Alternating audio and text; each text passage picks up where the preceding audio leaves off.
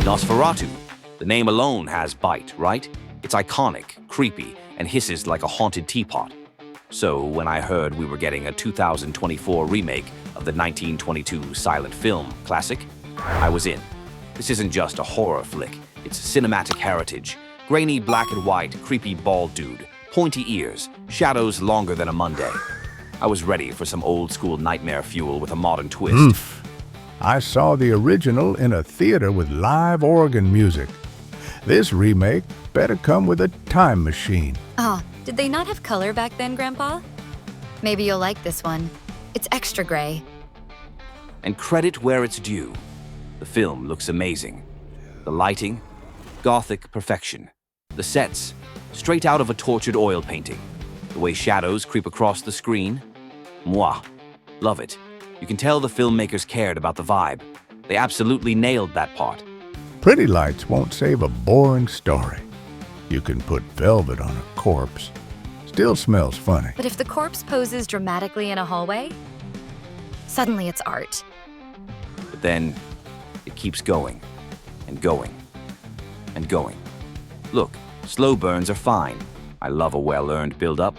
But this thing doesn't burn. It simmers. For 2 hours. We get long, wordless shots of characters standing in doorways. We get endless, whispered dialogue in dimly lit parlors. At one point, I paused the movie and thought my stream froze. Nope. Just another emotionally loaded hallway stare. They call it a slow burn. I call it nodding off mid-monologue. At least it gave me time to groom. I got through all my fur between scenes. And let's talk story. Nosferatu used to be different from Dracula.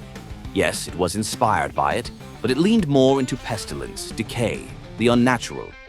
This version, it's like they grabbed a script from the Dracula drawer, replaced the names, and hoped no one noticed. You've got the castle, the noblewoman, the obsessive vampire longing, the Renfield-type side character.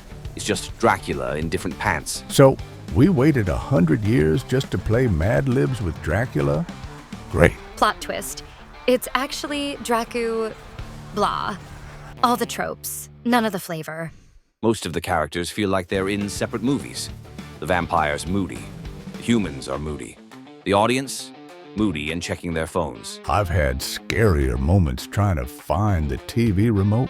To be fair, I am pretty terrifying when someone touches the remote. Also, and I need to say this, I cannot hear the word Nosferatu without immediately thinking of Nosferatool. You know the one, from Friends. Phoebe's sister's very special film career. I was traumatized by that joke in the 90s. And now it's back to haunt me like, well, Nosferatu. I don't know. I think Nosferatool had better pacing.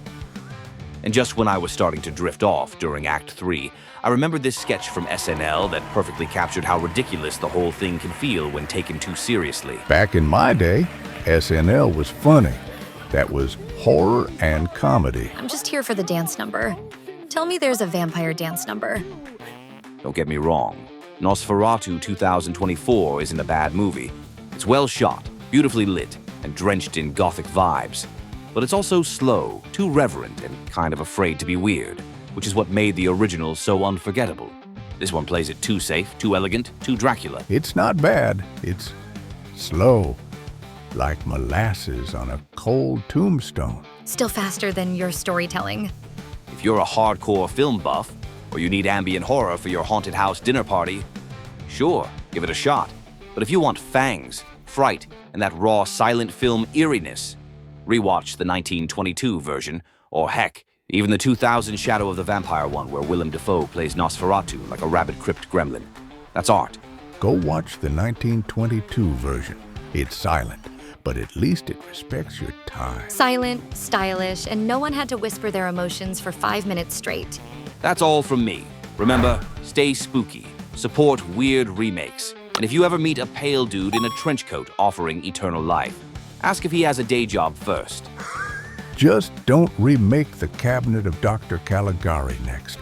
I can't take it. Oh, challenge accepted.